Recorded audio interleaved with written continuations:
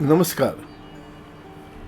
Today I shall talk on Raga Beyond Performance, strategic alignment of India's musical heritage with higher education reform under NEP 2020.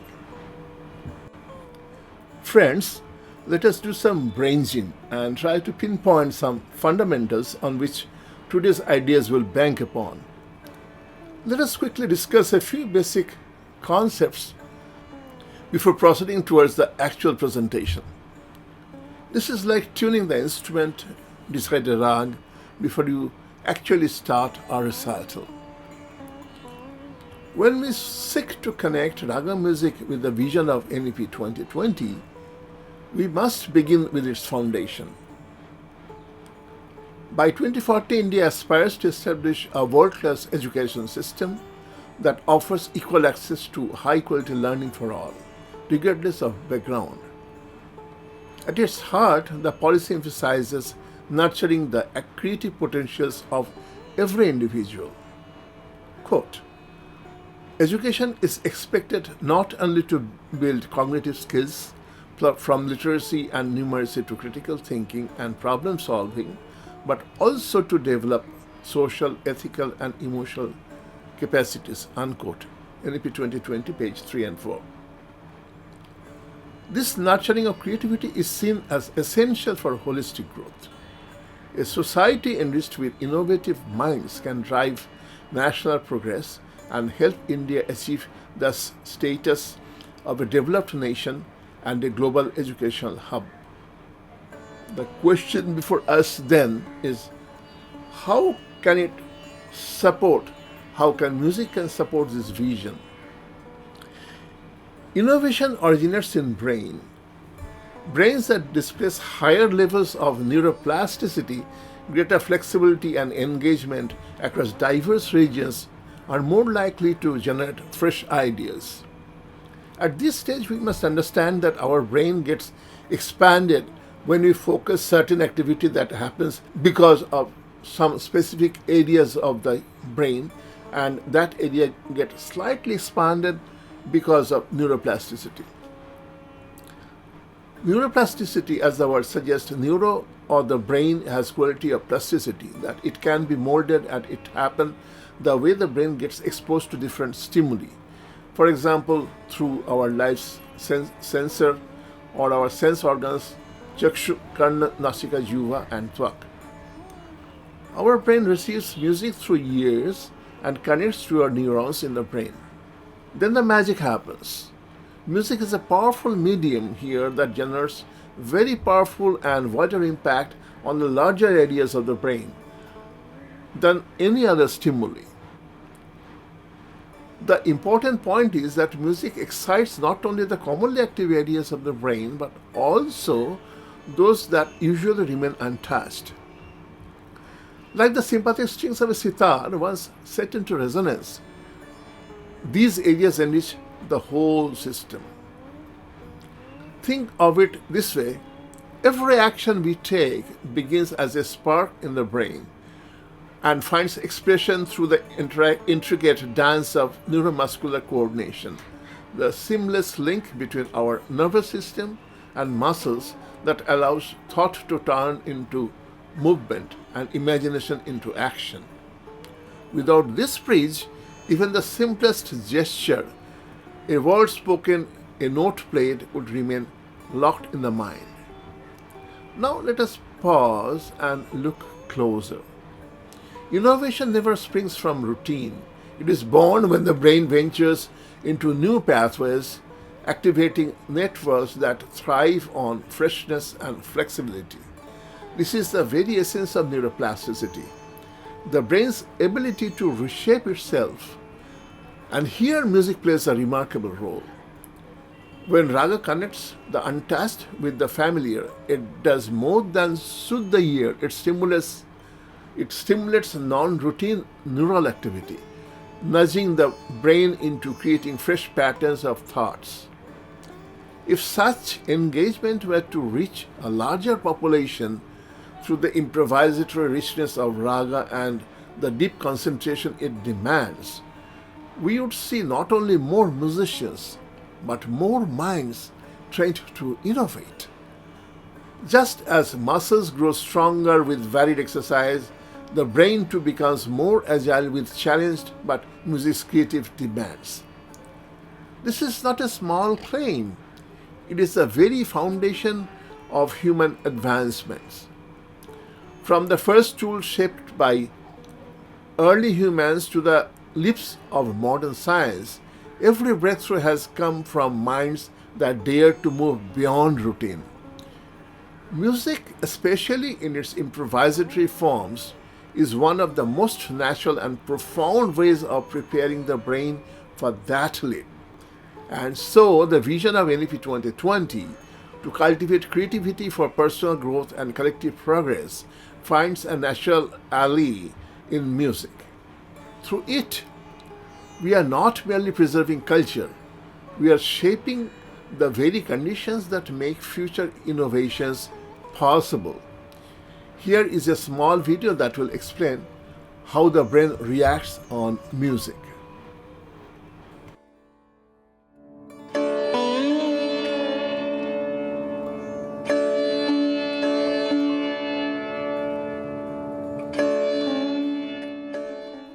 If we go deep inside the brain, we can see what happens there during regular activities such as reading and writing and compare that to what happens while listening or playing music.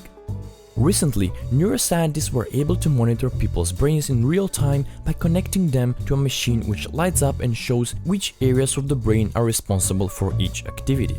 So when you're talking, for example, a small light in the left hemisphere of the brain will light up on the screen.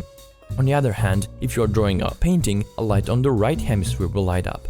Interestingly enough, when they connected a musician playing an instrument to the machine, they saw multiple parts of the brain lighting up and simultaneously processing different information. Order, fastness, and interrelation were noticed. Almost every area of the brain seemed engaged at once. So it turns out that playing an instrument involves the interconnectedness between several components present in the brain, most notably the motor, sensory, visual, and auditory components of the nervous system. This in turn results in positive effects on reasoning, fine motor skills, learning, and memory, resulting in an overall more capable and efficient brain.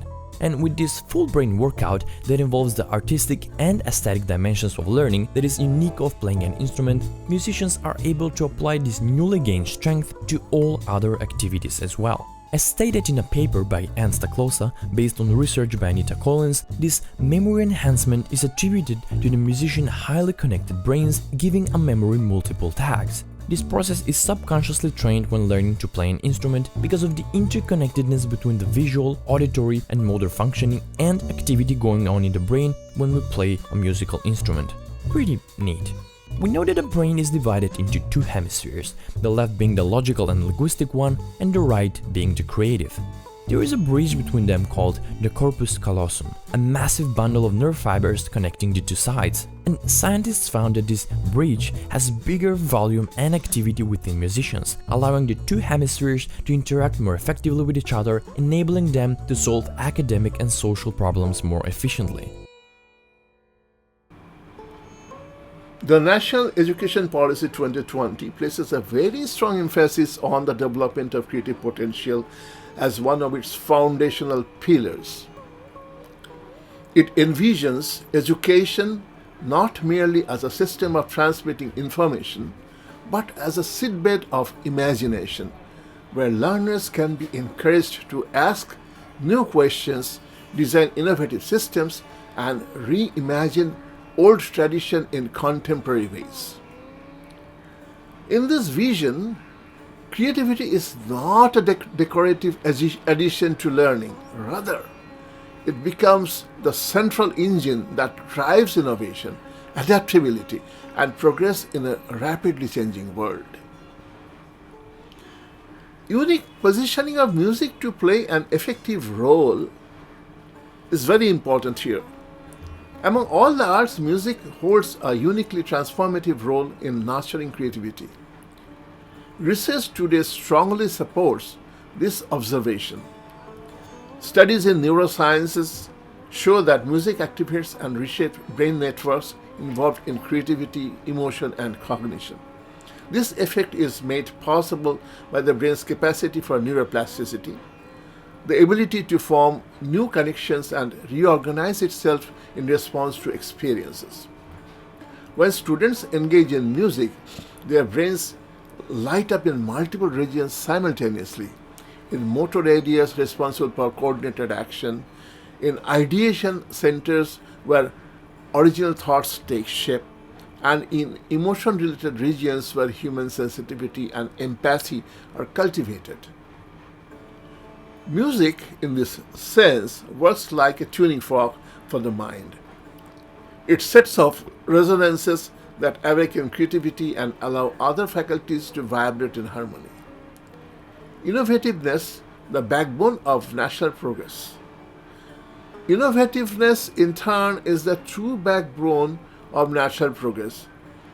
It is not just a personal gift or an individual achievement, but an effective collective resource for the advancement of society.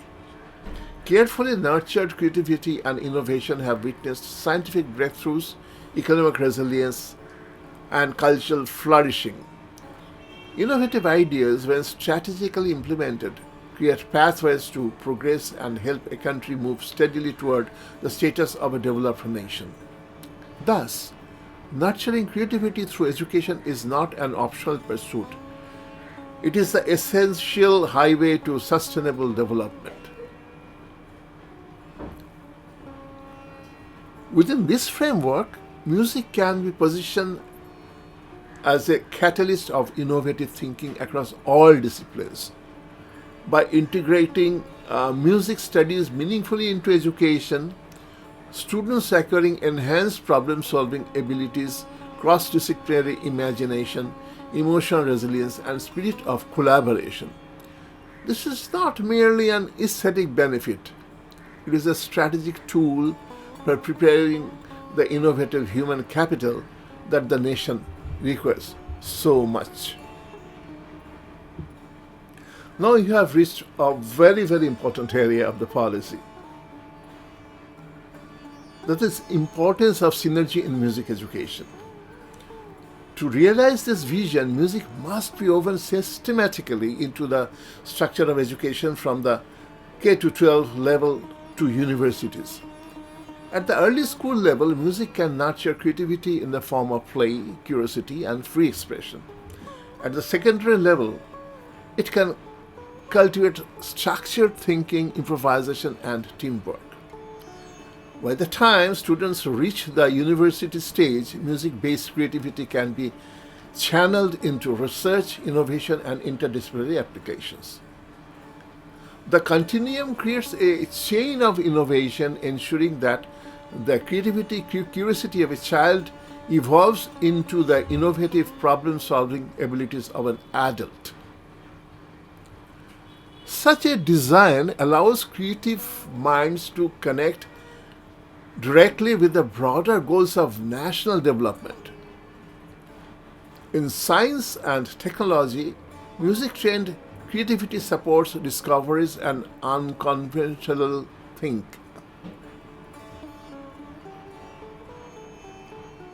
I must say that it helps in unconventional thinking. In entrepreneurship, it fosters resilience, adaptability, and originality. In the arts and culture sector, it ensures heritage preservation with simultaneously enabling modern relevance. In social leadership, it builds empathy, inclusiveness, and vision. When taken together, these different applications of creative energy merge into a single highway that leads the country towards sustainable development. If sustainable development is the destination, innovative minds are the vehicle, and music is the fuel that keeps them moving forward. In conclusion, NEP 2020 has thoughtfully placed creativity as one of the guiding stars of its educational philosophy. Music, as both an art and a science, is uniquely positioned to unlock that creativity. If music studies are strategically framed and implemented at all levels of education, India will be able to cultivate generations of innovative thinkers, minds that do not just dream but also build. This synergy between NEP's vision and transformative power of music lies the possibility of accelerating India's journey towards becoming a truly developed and sustainable nation. NEP 2020 really, advocated some magic for us. NEP 2020 advocates no hard separation between arts and sciences, curricular and extracurricular, vocational and academic streams. This is one of the most revolutionary ideas of the national education policy. It is an idea so simple in its phrasing but yet so transformative in its potential that it could reshape the very way we think of education in our country. Let me read out the page 6 of the NEP 20 document under the fundamental principles.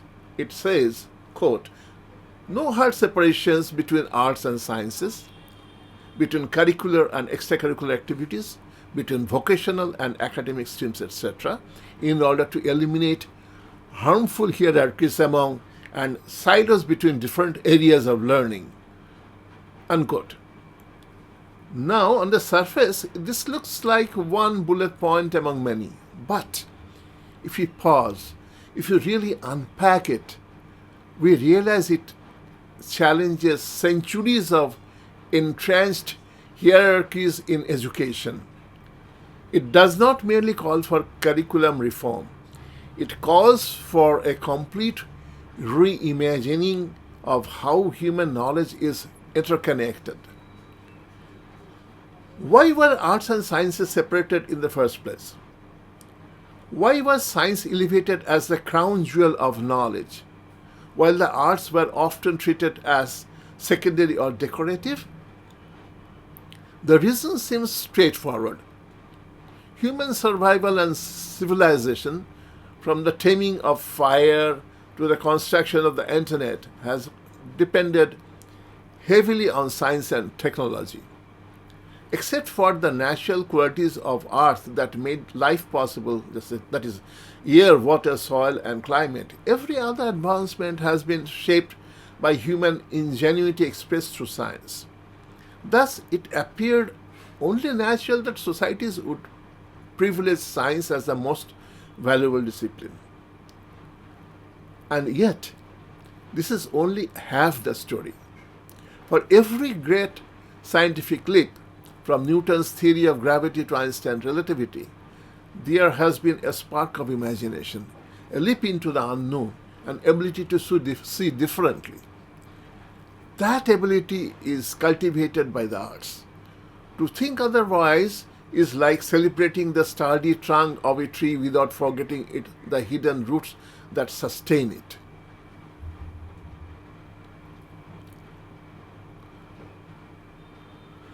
This is where NEP 2020 makes its bold intervention.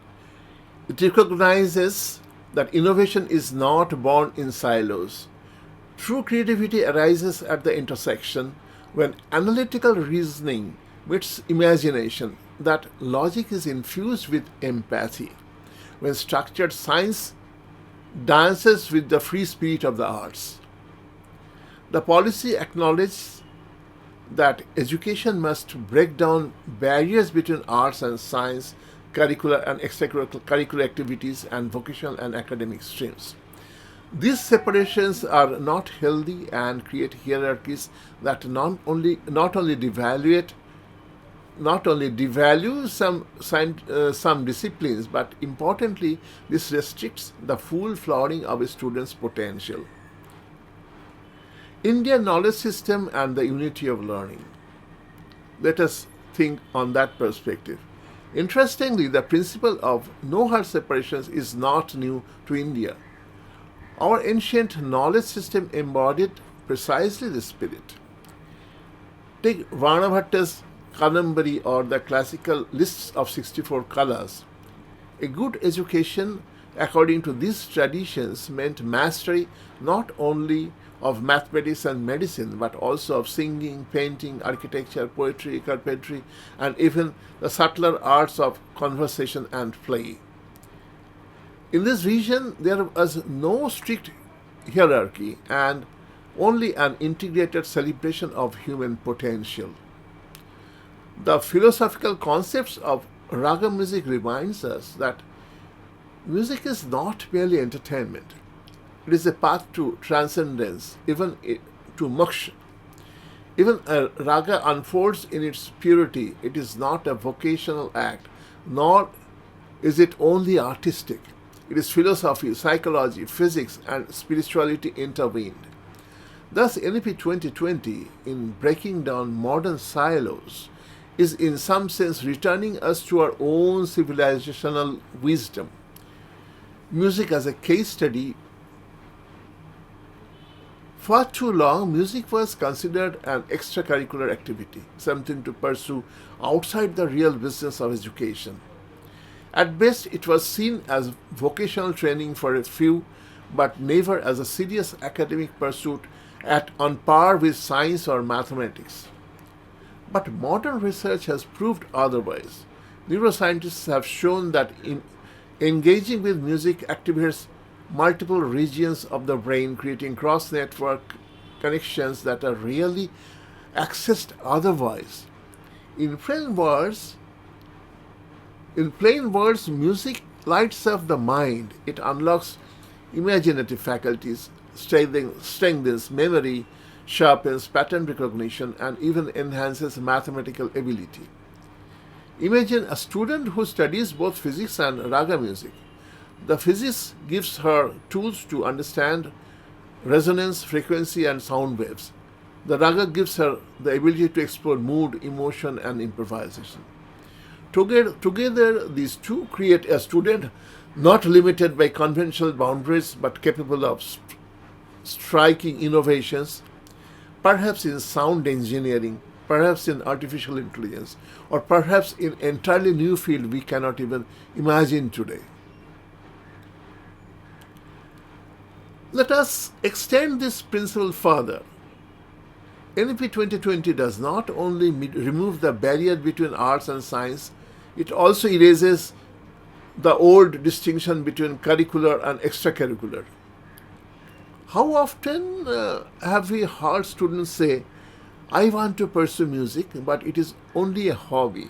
My real subject is physics or commerce. This separation forces students to abandon their passions in the name of academic respectability. But when music or theater or sports is integrated within the curriculum, not as an extra but as a recognized and accessible subject, it changes the entire psychology of learning. Students no longer feel they must choose between head and heart. They can nurture both. The same logic applies to vocational and academic streams. For decades, vocational education was considered a fallback option, a pathway for those not suited for academic excellence. NEP 2020 challenges this prejudice. It says that skill-based learning, whether carpentry, coding, or classical performance, has equal dignity.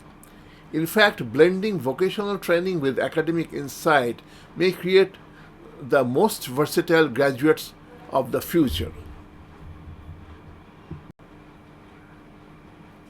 Let us reimagine music education. How then should music education reimagined under this vision? 1. Integration with sciences.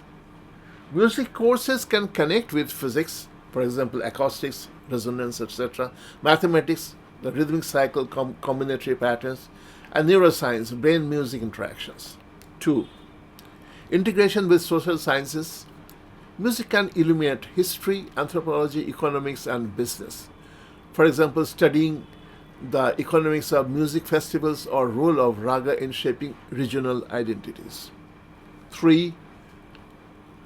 Application-oriented assessment. Student can be assessed not merely on memorization of theory, but on how they apply music through performance, compositions, therapy, and even entrepreneurial projects. 4. Flexibility across streams. Music should be available to science students, commerce students, humanities students without restriction. The aim is to allow a physics student to also perform in a raga ensemble, or a business student to research music industries. This is how we make music education a rich academic program, not just a hobby or a vocational track. Let us discuss on the broader implication. If we take NEP 2020 seriously, this no heart separation principle has implications far beyond music. It redefines the very purpose of education.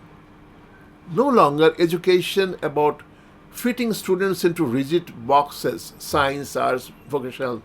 Instead, it is about nurturing the whole person, allowing talents to grow in multiple directions, and preparing citizens who are not just specialists but also innovators and humanists.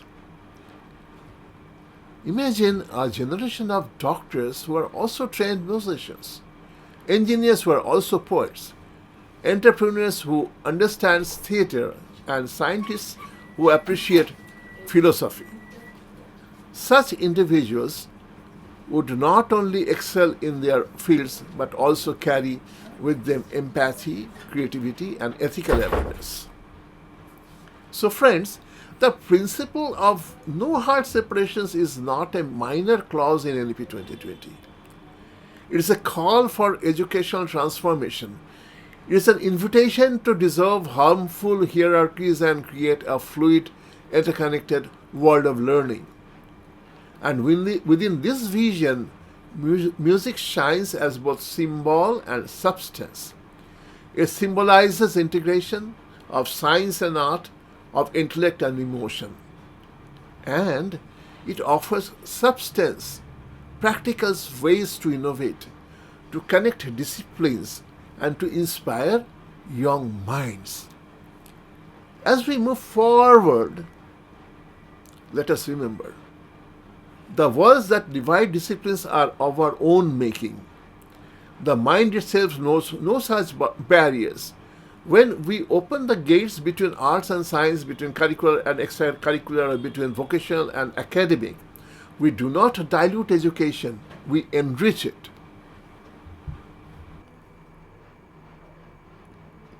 NEP emphasized on conceptual understanding rather than rote learning and learning for exams. One of the most striking principles of the NEP is its call for, quote, emphasis on conceptual understanding rather than rote learning and learning for exams, unquote. When we unpack this statement, we can see that it highlights three distinct but interrelated points. One, emphasis on conceptual understanding. Two, discouraging rote learning. And three, discouraging exam-driven learning. Understanding rote learning and learning for exams, let us begin with the first.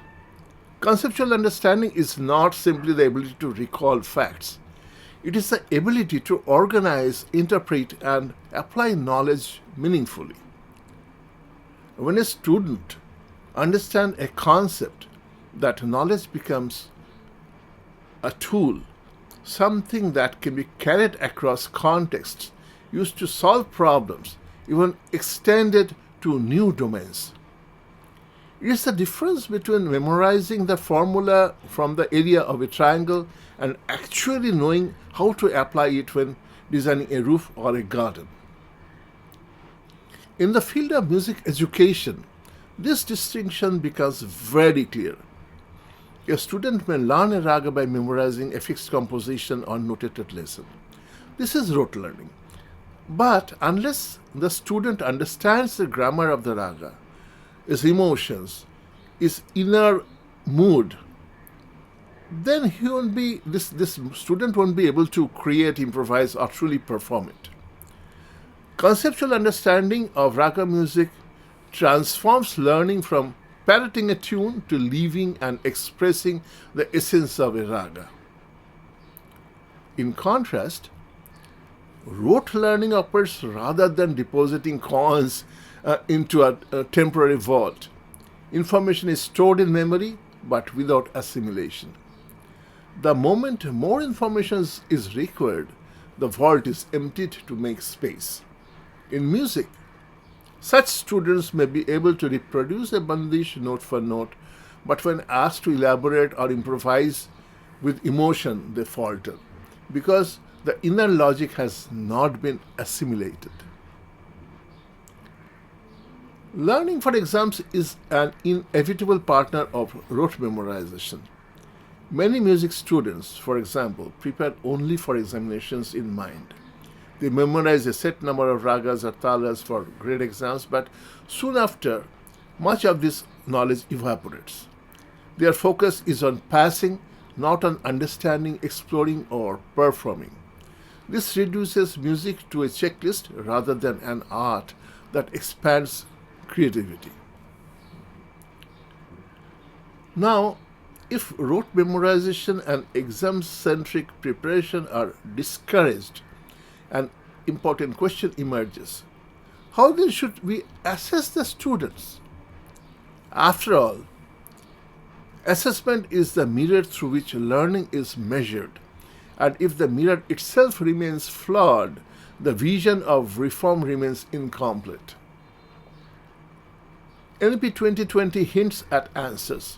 It recommends moving towards competency-based assessments where students are evaluated on what they can do with their knowledge rather than what they can recall under pressure. In music learning, this would mean assessing whether a student can apply their knowledge, can they improvise within a raga, can they demonstrate sensitivity to rhythm, pitch, and expression, can they creatively interpret a composition. Such assessments are far more important than asking a student to merely reproduce memorized lessons. Beyond music too, methods such as continuous and comprehensive evaluations, project-based work, adaptive digital assessments, and collaborative tasks are already being explored. These forms of assessment record a student's receptivity, creativity, and ability to apply ideas in real-world contexts. Developing stakeholders' acceptance of students is an important area. The stakeholders must understand that it is important that understanding over secured marks are much more important. However, reforming assessment is not a matter of mere substitution. We cannot simply replace the examination with another rigid mechanism. The system requires thoughtful preparation. Teachers need training in designing meaningful assessments. Many of the institutions may need infrastructure to support continuous evaluation. And perhaps, most importantly, society itself must learn to value understanding over marks. In short, the NEP's rejection of rote learning is not just a call for better classrooms, but for a reorientation of the entire academic ecosystem. Conceptual understanding equips students with lifelong tools. Rote learning deposits only fleeting facts. Music education gives us a perfect metaphor. Rote memorization may help a student pass a grade exam, but true learning happens when the student understands the raga deeply enough to improvise, to create, and to make the knowledge their own.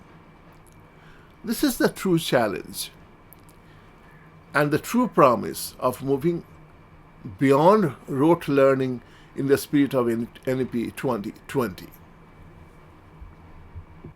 A backward design approach for music education, NEP 2020 is important strategy. The National Education Policy 2020 highlights as one of its foundation principles, quote, synergy in curriculum across all levels of education, from early childhood care and education to school education to higher education, unquote. The principle is not about mechanical continuity, but about a carefully thought out flow, a continuum of experiences and competencies that transforms a child's playful curiosity into professional mastery and responsible citizenship. To design such a continuum, we must begin with clarity about final goals and then trace backward. Backward design is a method to translate NEP's vision into reality. It involves 5 logical steps. 1, about defining the end goals. That is the portrait of the graduate. What are the qualities within him or her? Next is identify required qualities, for example, competencies, skills, values, dispositions. 3, mapping the developmental stages. When and how each quality should emerge during primary education, secondary education, or higher education. 4, locate milestones and break-off points. Some qualities consolidate early, others need long-term cultivation. Then finally, 5th is designing curricula with coherence. Each stage prepares the student for the next. This is very important. This is architecture of synergy. Let us take a case study. Music education as a case study let us use this. Suppose our end goal is a professional musician of the 21st century who embodies the following qualities. A, artistic and performative mastery. 1, deliver a 3-hour concert with a technical virtuosity, creativity, and aesthetic sensitivity. 2, maintaining strong stage presence, audience rapport, and communication skills. The second area can be professional and entrepreneurial abilities. 1, develop entrepreneurship skills, designing concert tours, initiating collaborative projects, and managing finances. Next can be negotiate effectively with organizers, sponsors, and institutions. Then next can be understand copyright and intellectual property rights as professional survival skills. Without entrepreneurial orientation, even the finest artist risks remaining invisible. NEP's synergy calls for these skills to be cultivated in tandem with musical skills, not as an afterthought. The next quality is digital competence and market visibility. 1, harness digital platforms for self-promotion, distribution, and audience building. Use AI tools for music analysis, personalized pedagogy, and creative collaboration. That master digital communication for marketing and networking. Since NEP 2020 emphasizes integration of technology in all spheres of learning, music education must prepare students for visibility in digital marketplace where careers now thrive. The next area is preservation of traditional values. Internalize the Raga Tala grammar, Guru Shishya ethos, and traditional aesthetics. Recognize myths and their critical reinterpretation without diluting authenticity. Serve as custodians of cultural heritage even while adapting to modern demands. A river cannot flow without its source. Modern musical skills must be rooted in tradition. Else innovation becomes hollow. NEP insists on grounding contemporary learning in India's rich cultural knowledge system. Then the 5th one is application of indigenous knowledge. Learn indigenous pedagogy methods such as oral transmission, improvisation, and memory learning. Apply Indian acoustical knowledge, stretch traditions, and philosophy of music to enrich performances. Explore indigenous insights for holistic well-being. NEP repeatedly emphasizes Indian knowledge system or IKS. Music offers a living example where indigenous methods continue to be effective, proving that modernity and tradition can synergize. Talking about interdisciplinary connectivity, link music with psychology, physics, communication, and management. Understand music as a bridge to philosophy, history, and even neuroscience. NEP 2020 explicitly states no hard separations between arts and science. Music in its essence is interdisciplinary, serving as an ideal case where boundaries dissolve naturally. Then let us think about developmental mapping, K to higher education, this kindergarten to higher education. How should these goals be distributed across stages? Early childhood at primary levels, there can be joyful music learning, rhythm games, storytelling, seeds for creativity and cultural pride. Middle school may take care of skill foundation, basic practicing, riyaz, early exposure to technology, teamwork, and cultural appreciation. The secondary stage or secondary school stage may take care of structured repertoire learning, introduction to entrepreneurship concepts, organizing small events, early training in digital media use. Undergrads may take care of advanced artistry, intellectual property awareness, indigenous theory, intercultural dialogue, basic entrepreneurship, branding, self-promotion. Postgraduate may take care of independent projects, global collaborations, digital visibility strategies, leadership roles, and contributions to the Indian knowledge systems framework. Synergy across levels of education as envisioned by NEP 2020 means that every quality, artistic, professional, digital, entrepreneurial, cultural, and interdisciplinary is mapped across stages of learning. For music, this synergy ensures that the graduate is not only an excellent performer but also an articulate communicator, a responsible custodian of tradition, a savvy entrepreneur, a digital native, and a collaborator across disciplines. In short, a complete individual capable of thriving in both heritage-based and globalized future of education. The National Education Policy 2020 makes one truth abundantly clear. No education system can rise above the quality of its teachers. Teachers, faculty members, mentors, or gurus form not only the foundation but also the living spirit of any teaching learning system. They are not simply transmitters of information. They are cultivators of understanding, builders of confidence, and custodians of wisdom.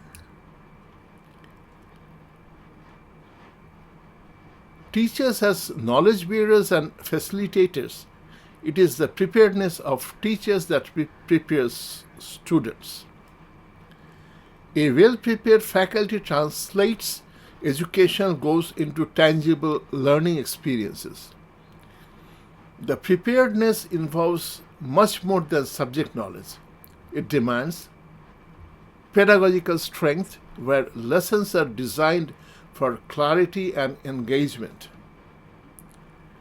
Technological adaptability where teachers use digital platforms to make learning accessible.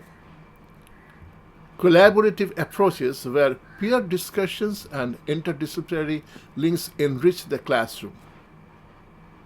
Thus, faculty preparedness is not merely about retaining knowledge but about creatively delivering it, sustaining the classroom's liveliness, and ensuring student progress through careful monitoring and timely interventions.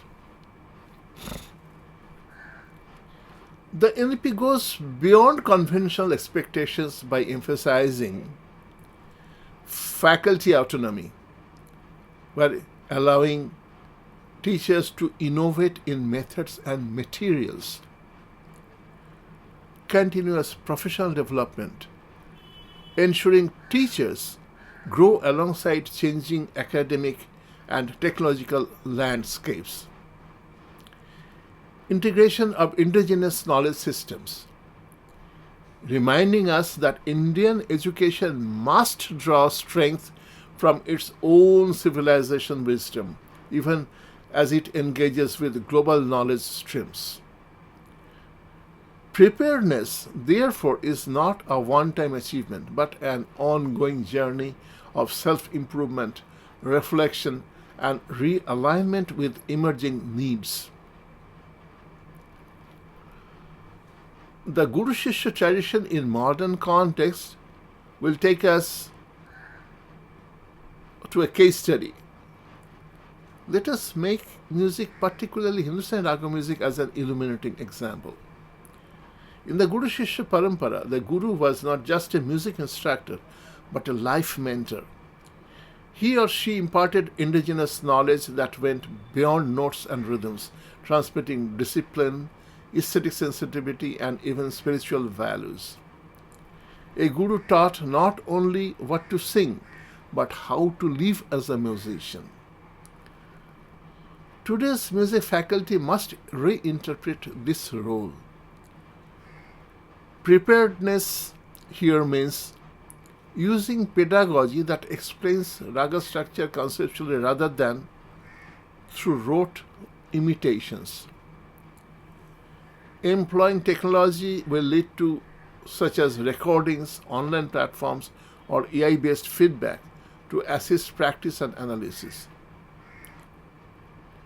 Encouraging collaboration by connecting raga music with dance, theater, cinema, or other, even neuroscience, thereby making it more interdisciplinary.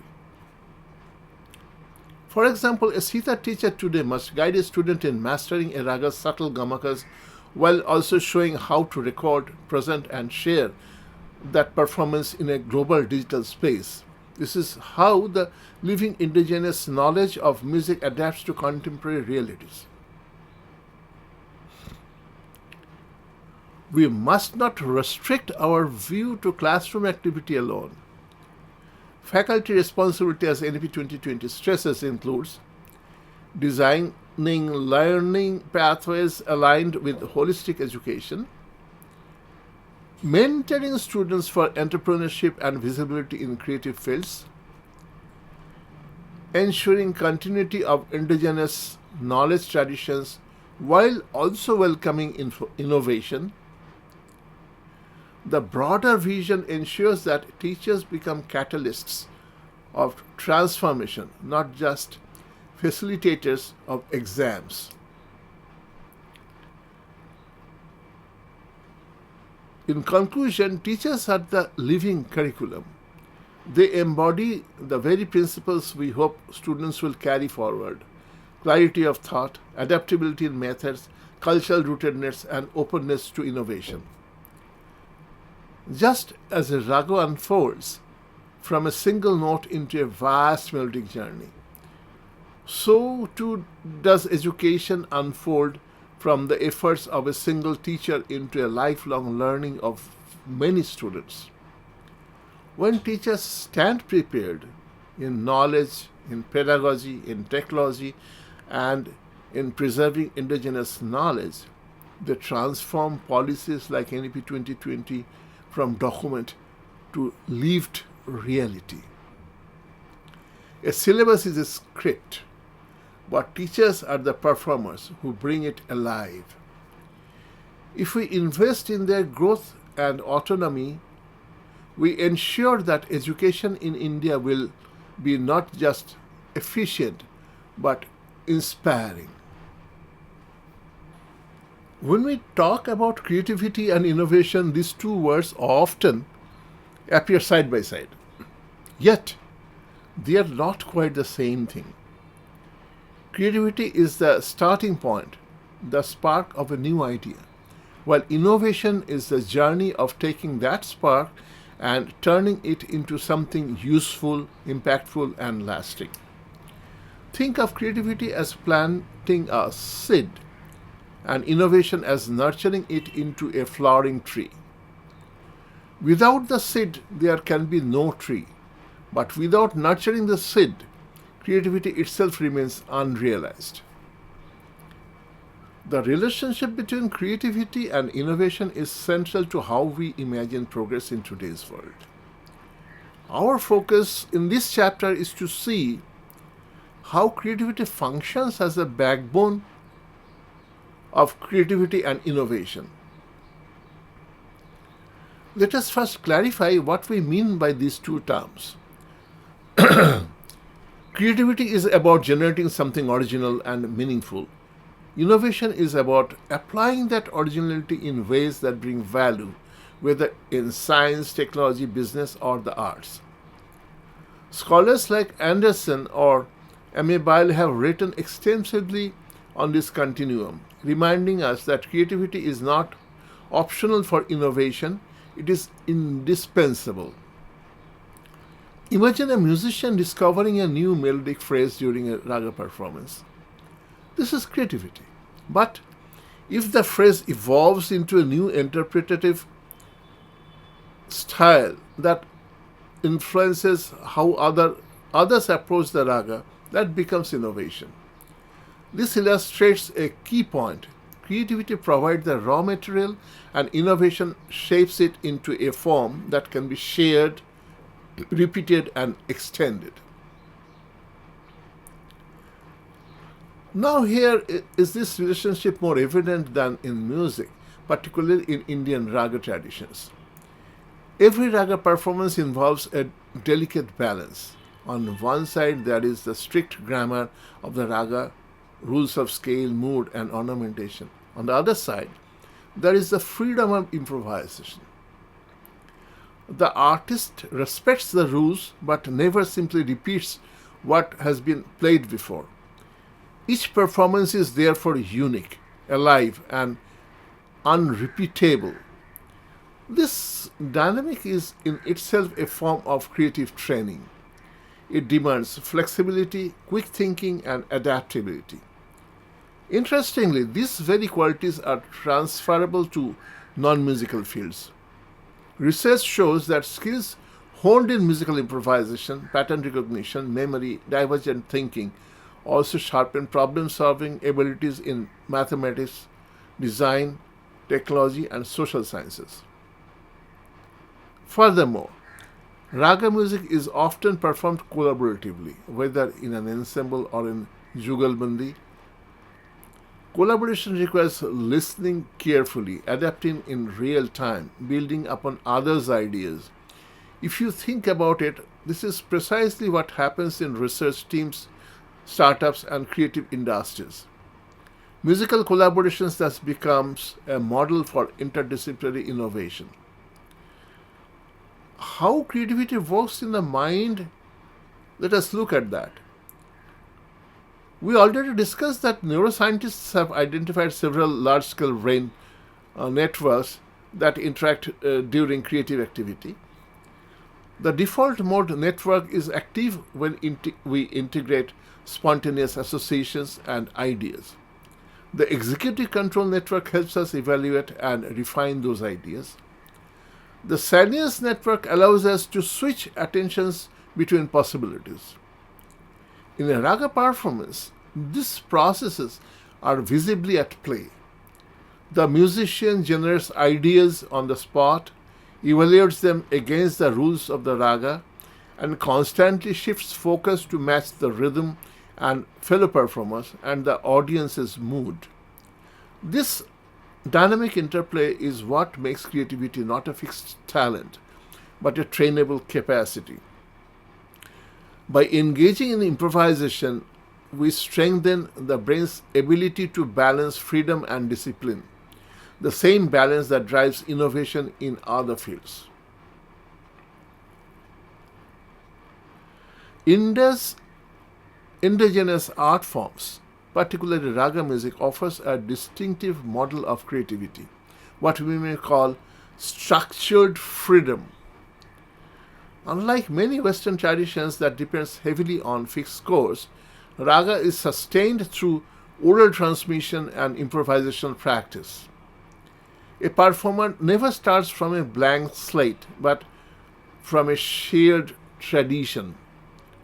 Within that tradition, however, lies infinite scope for renewal. This approach teaches us that creativity does not always mean breaking away from the past. It can also mean reinterpreting the past in fresh ways, keeping continuity alive while allowing space for novelty. The philosophy of creativity, deeply rooted in indigenous knowledge, is not only sustainable but also highly relevant to the challenges of our times. Education and policy perspective, let us look at that. NEP 2020, the new national policy, is very clear. As we also discussed earlier, students should not merely memorize, they should learn to think, to imagine, and to innovate. This is where indigenous art forms such as raga music become valuable. Imagine if raga improvisation were not confined to music classes but integrated into broader learning. A mathematics teacher might use rhythmic cycles to explain patterns, or a design workshop might incorporate improvisational exercises to stimulate fresh thinking. Coding sessions could be linked with musical structures to develop algorithmic creativity. Such cross-pollination allows students to see creativity not as a separate activity but as a way of approaching problems across disciplines. The NEP invites us to treat creativity as central, not peripheral. By embedding music and other indigenous knowledge systems into the curriculum, we create a fertile ground where innovation can thrive. Societal and entrepreneurial implications beyond education, creativity is also the currency of the modern economy. Industries are increasingly built on originality, adaptability, and collaboration. Musicians trained in improvisation are well prepared for this world because they have internalized flexibility as a habit of mind. Whether adapting to digital platforms, creating new performance spaces, or collaborating internationally, they embody what it means to innovate. In this way, raga music offers not only cultural enrichment but also entrepreneurial potential. It equips individuals with the mental tools to respond to rapidly changing environments, a crucial asset in the 21st century. Yet, we must also recognize the challenges. Academic structures often remain rigid, undervaluing art-based education. Indigenous traditions may be sidelined as optional or ornamental rather than treated as central to education. Without resources, teachers, training, and institutional support, the bold vision of NEP 20 risks remaining on paper. Acknowledging these challenges does not diminish the potential of creativity. Rather, it reminds us that innovation requires structural as well as individual change. The classroom, the institution, and the policy framework must work together to cultivate creativity. Creativity and innovation are not separate worlds but two stages of one continuous journey. Raga music illustrates this journey in practice, showing how tradition and novelty can live together in balance. It demonstrates that creativity is not an occasional act, but a way of thinking, a way of being. NEP 2020 offers us an opportunity to place creativity at the center of education, and indigenous knowledge like raga music provides the model to achieve this. Just as no two raga performances are identical, yet each remains faithful to its identity, so too must our innovations remain rooted yet dynamic. Creativity provides the spark, innovation turns that spark into light. If we allow both to flourish, we prepare not only students but entire societies for a future of sustainable growth and meaningful change. When we speak of Hindustani raga music education, we stand at the crossroads of two very different worlds. On one side lies the age-old Guru Shishya Parampara, an intimate, rigorous and profoundly personal system of transmission. On the other lies the modern higher education institutions of India with their structured curricula, examinations and formal degrees. Both the systems carry strengths and shortcomings. Both claim to prepare the future of our music. But how do they compare? And more importantly, how can the essence of one illuminate the shortcomings of the other? In earlier times, the wisdom of raga was available only through Guru. Students came with burning desire, for there was no other source, no books easily available, no recordings, or no lecture halls. For them, the Guru Grihas was not just a home, but a shrine of knowledge. For the Guru, the priority was continuity. Life through music was never easy, but at least one disciple must carry the torch of the tradition. The values were clear: adherence to tradition, unflinching commitment to effort method, personal and demanding teaching was one-to-one, intended student-centric. A guru would not allow disciples even to listen to any other musician until they were ready, which is completely different from now. This is to protect the purity of style. Learning progressed at the student's pace, not the clock's. Even a single line from the guru could inspire hundreds of hours of practice. But what do we mean when we say student-centric? It's not a modern buzzword. To understand this, we can look at it from two complementary perspectives. First, from the Guru's side, and second, from the Shishya's side. The Guru's perspective is that Guru never taught in a fixed, uniform way. Instead, the Guru carefully considered the background, capacity, and temperament of the disciple. New knowledge was always given in proportion what the student could absorb. Sometimes, the Guru chose to share lessons that were easily accessible, those that the Shishya could understand quickly and assimilate comfortably. Why? Because such lessons build confidence. They strengthen the students' trust in their own ability.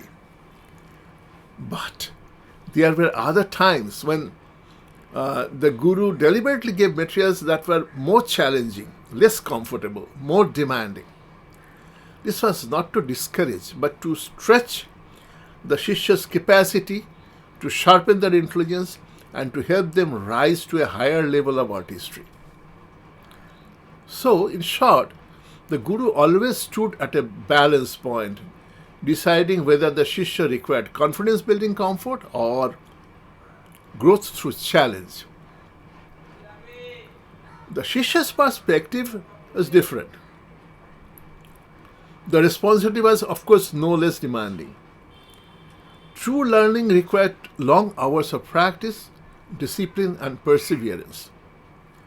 When the Guru gave even a small piece of new information, say particular ornamentation, or a new way of approaching a rag, the Shishya could not stop at mere understanding.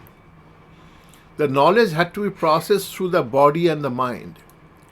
First, the Shishya had to grasp the idea intellectually. Then came the task of translating it into physical action, what we may call neuromuscular coordination. For example, the fingers, breath, and sense of rhythm All had to be trained to execute the new lesson accurately. And after this came the most laborious stage, repeating it again and again and again and again until it became effortless, until it turned into muscle memory. Only when this transformation was complete could the Shishya bring out the lesson as genuine musical expression, not as a mechanical exercise, but as living music. This is why we say the traditional system was truly student-centric. The Guru adjusted every lesson according to the Shishya's readiness, while the Shishya invested tireless efforts to internalize and express it. Together, Guru and Shishya formed a dynamic living partnership in the journey of musical growth. There were two distinct teaching styles. One was virtuosity first. First, get the technical mastery before raga repertoire. And second was parallel growth, introducing ragas and compositions early, while gradually strengthening technical foundations. Let me tell you a story. My guru, Pandit Radhikuman Maitaji, I recall my own training under him. A weekly lesson lasted for 10 minutes, no writing, no recording, only memory and assimilation. If my appointment was at 9 in the morning, his door would open at 8:59 and close at 9:01. Just 2 minutes of opening to enter his home. This was timed to All India Radio. First tuning the sitar, I would play my previous lesson for 15 to 20 minutes, receive 10 minutes of new instruction, and then spend nearly 5 to 6 hours daily trying to expand those 10 minutes into 20 minutes of refined music. Week after week, correction after corrections, this cycle shaped me and countless others. Some of his disciples became torchbearers, others good musicians with rich repertoire. This was not mass education, it was soul-shaping education. The Guru Shishya Parampara was never about quantity, but about depth. It was a system where a few words from the Guru could shape a lifetime of practice, and where the Shishya's discipline transformed fleeting instructions into living music. The relationship was reciprocal yet unequal. The Guru offered wisdom with discernment, while the Shishya responded with faith, surrender, and relentless effort. This tradition reminds us that true education is not mechanical delivery of information, but the gradual awakening of insight. It's a partnership of guidance and perseverance, of heritage and creativity. In this sense, the Parampara stands as a timeless model of student-centric learning, demanding, transformative, and deeply personal. As we reflect on modern music education, the question is not whether we can replicate this exact form, but whether we can preserve its essence, the intensity of commitment, the balance of comfort and challenge, and the sacred continuity of knowledge passed from one generation to the next.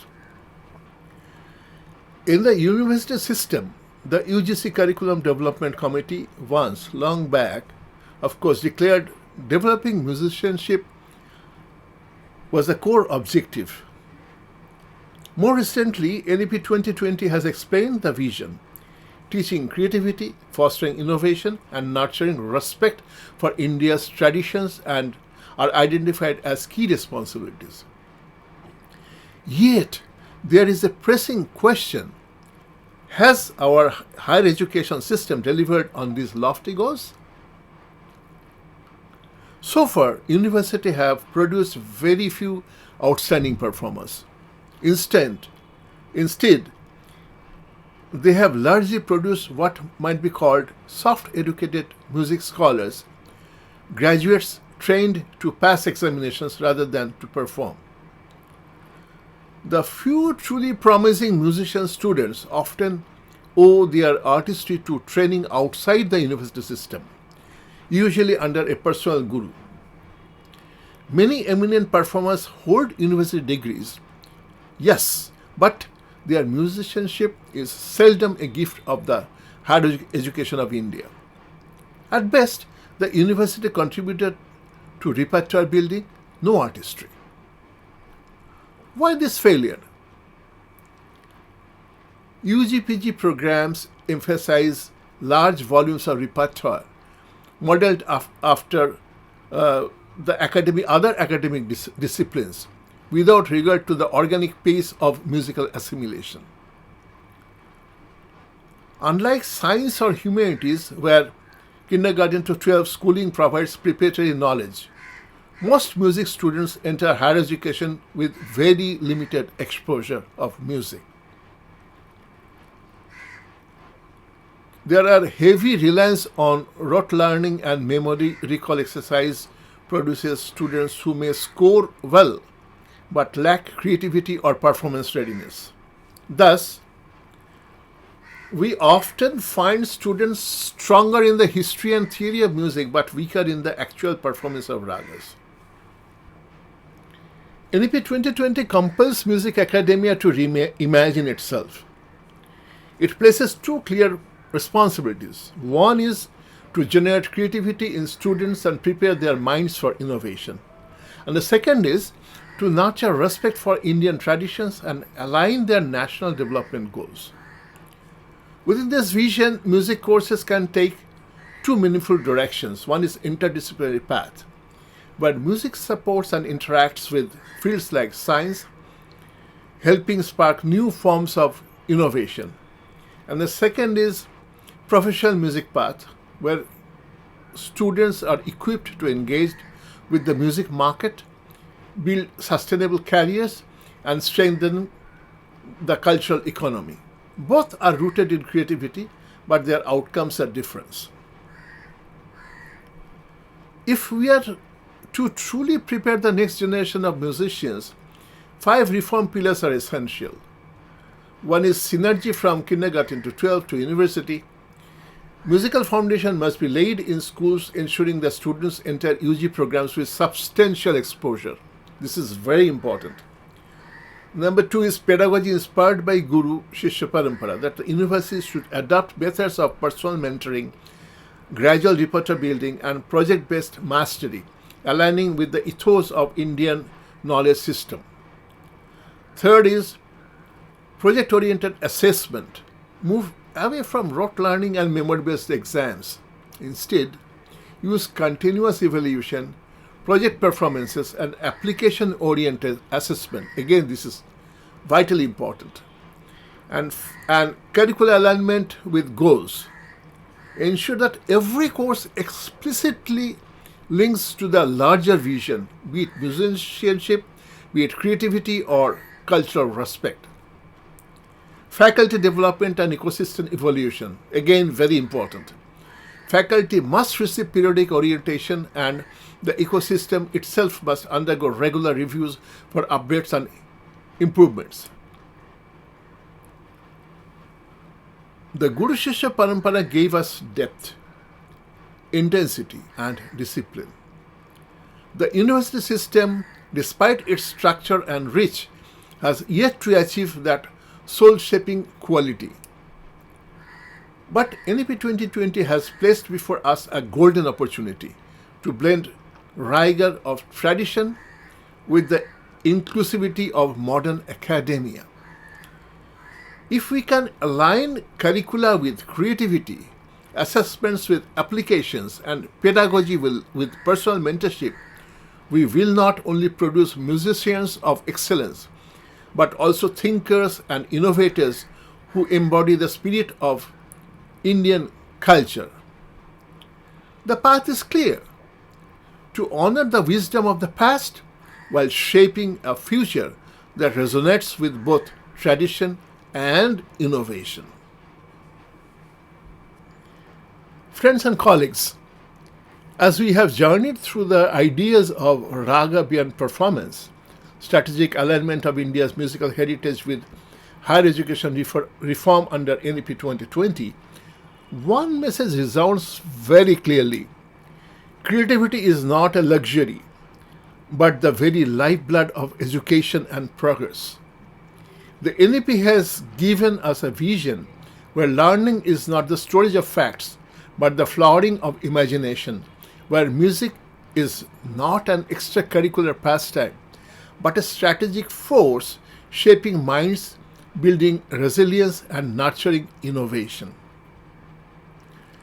Raga, in its essence, begins with a single note, unassuming, almost fragile. Yet through expansion, exploration, and improvisation, it becomes a vast universe of sound, feeling, and meaning.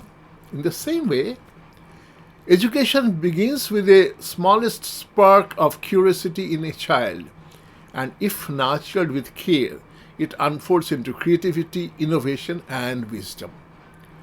The task before us is to ensure that our institutions, our teachers, and our society recognize and cultivate this journey.